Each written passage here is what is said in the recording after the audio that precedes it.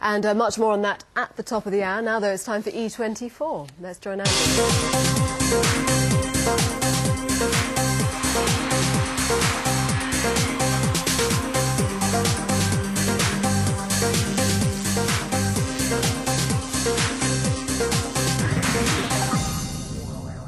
Hello, good evening. Live to the US first, where tomorrow more top music stars will perform in celebration of Barack Obama's inauguration as American president. Yesterday we had the likes of Stevie Wonder and U2. Rajesh Mirchandani's in Washington for E24. So Rajesh, who's set to perform tomorrow in the Capitol? Well, let me just start off by telling you that DC is in party mood. It's been like that for the last couple of days, and it's set to last for a couple of days more. So on the bill tomorrow, after the inauguration, at one of the big concerts, we're expecting Sting and Elvis Costello to headline. There's also going to be one of the many, many dozens of inaugural balls around the city. We're expecting Beyoncé to kick off the event by performing there.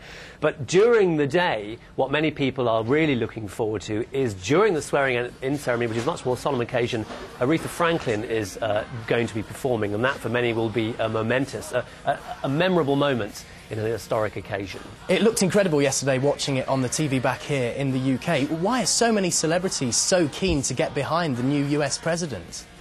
Well, you know, I mean, it's fair to say that a lot of musicians and actors and people in the celebrity world are probably leaning towards the Democrats, so they would have got behind whichever candidate had won, whether it had been Clinton or Obama for the nomination. Now that Obama is going to become the president, why are they getting behind him? Well, basically, he's the biggest star of all of them.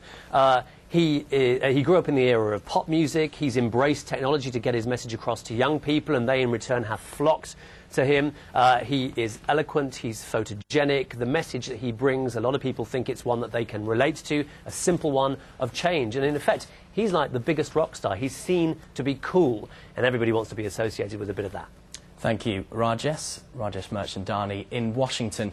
Now, how about kissing your boss's wife at work in front of him? Well, that's exactly what Leonardo DiCaprio's had to do for his new film, Revolutionary Road. His co-star, for the first time since Titanic, is Kate Winslet, whose other half is director Sam Mendes. This afternoon, DiCaprio has been chatting to E24.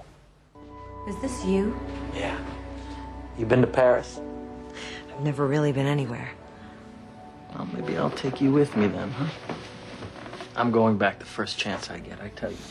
Yeah, you know, that was what was the most interesting thing about doing this specific project, that it was, I feel, as much as I first read the novel, I said, well, how is a lot of this stuff going to be translated?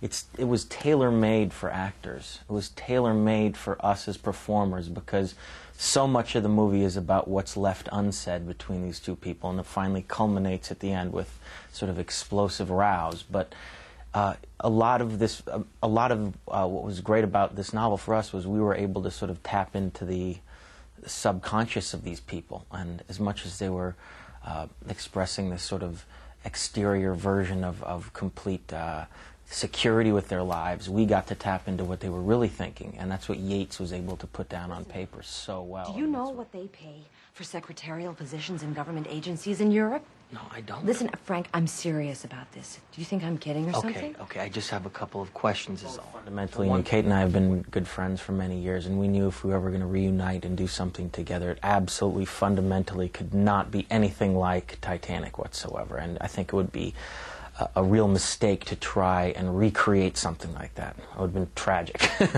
So we knew it had to be drastically different in subject matter, and of course, you know, when you have a male and a lead, usually it is a love story, so this was, to me, the perfect sort of piece. To me, it harkens back to, you know, like an actor's studio piece from the 50s, or like a Tennessee Williams play. It really is an ensemble cast, and really is all about the actors. It's about the lines, it's about people, but as opposed to two sort of star-crossed lovers fighting to, you know, fall in love against all odds. Here are two people that have already fallen in love and watching their relationship disintegrate. So to me, it was the perfect sort of, the absolute perfect, pitch-perfect kind of material to jump into with Kate again.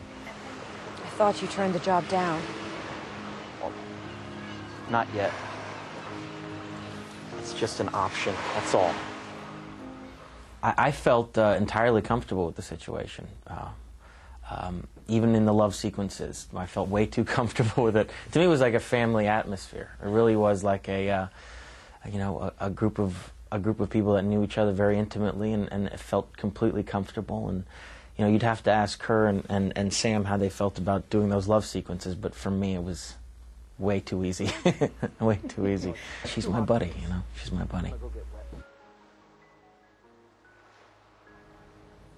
Definitely one to watch. Revolutionary Road hits the big screen this weekend.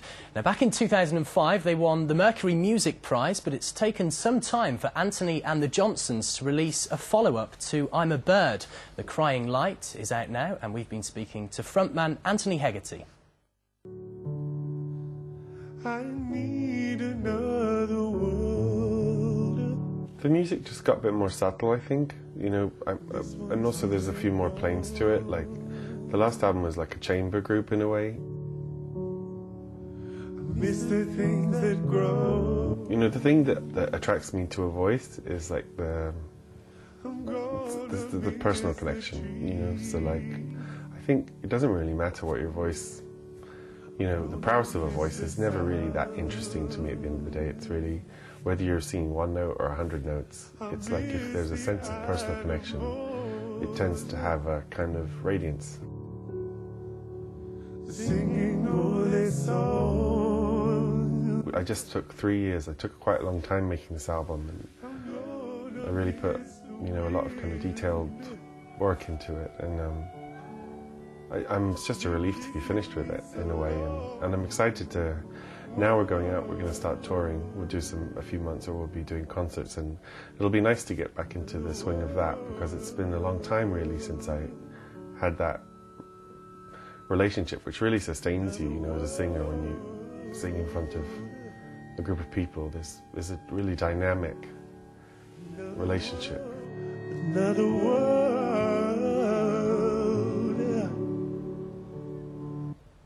Anthony Hegarty from Anthony and the Johnsons. We'll be back with more showbiz here on BBC News just after 9:30. You can get more right now, bbc.co.uk/news. Joanna. Thank you very much, Andy. More from Andy later. Now, though, Rachel is here with the business news. Hi. Thanks, Joanna. It's been a pretty dramatic day on the markets. A new